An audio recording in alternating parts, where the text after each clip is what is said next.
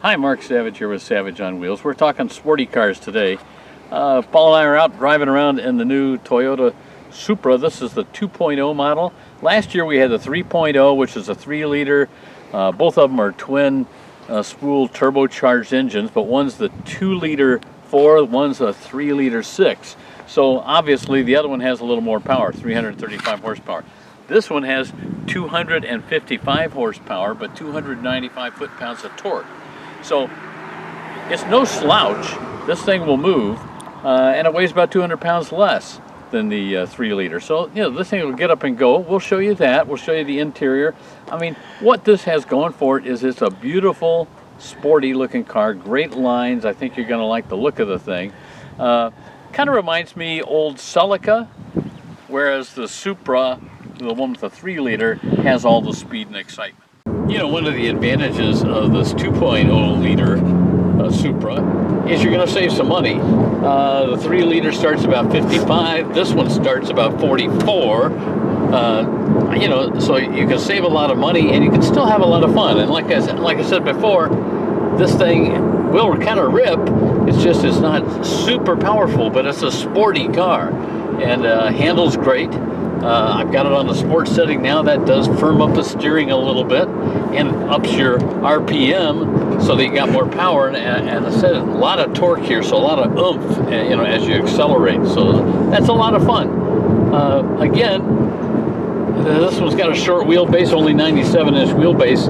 Paul and I are taking a little bit of a pounding here today. This kind of bounces around a little bit occasionally, but you know, that's part of the excitement too, is that you're feeling the car. This is kind of along the lines of a Mazda Miata as far as size goes. This one I think looks super sexy. I think the Mazda feels lighter and is a little more fun just to drive, you know, for the sporty carness of it. And that one will drop a top. This one doesn't have a drop top. Now, something I know we mentioned to you when we talked about the 3-liter is that Toyota worked with BMW on this, as they have BMW engines in these two vehicles. And you know, if you're afraid you're not going to have enough power, I'm sorry, BMW usually does a good job of giving you a lot of power. Look at this. Yep. Well, that was cool, whatever it was. It's a repro, I'm sure, of a Cobra? Shelby coupe. Yeah. All right. Get her onto the highway. Sounds good.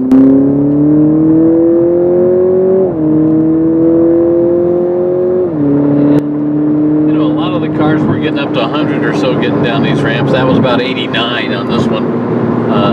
But you know, how fast is too fast and how much do you want to do that? That was still a blast. Came down the ramp in a hurry and has a nice sound of the engine here too. All right, so we're inside the Supra right now. Again, super grippy seats, really tight, nice bolsters up around your kidneys and back here. Alcantara leather, kind of a suede feel to it here.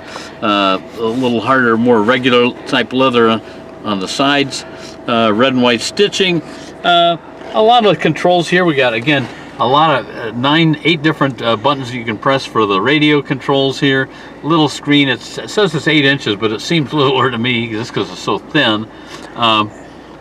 Your heat, and then all the buttons you need to adjust for navigation and all of your media things that you can crawl up on the screen. A sport button to help give you a little more power. Automatic parking sensors. Some more safety systems buttons.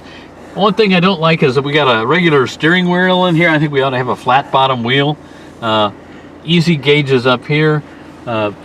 No sunroof. Paul and I both would love to see a sunroof or a T-top on this thing. That would make it a lot more fun.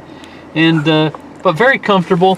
What you don't get here, as opposed to the 3-liter version of the Supra, is no power seats. These are all manual seats. But hey, you know, how tough is that? And it plus saves you a little bit of weight. All right, so our wheels today, Toyota Supra 2.0. This one ends up being about $47,000 with some goodies on it. Again, you're going to save somewhere between $7,000 to $10,000 if you go with the 2-liter version, which is what we have right here. It looks the same as a 3-liter, but you save a little money. It's still got a lot of oomph. It's still fun to drive. Again, I think this is really a descendant of the old Celica. So a fun sports car that some people can afford a little better than the fancier upscale Supra.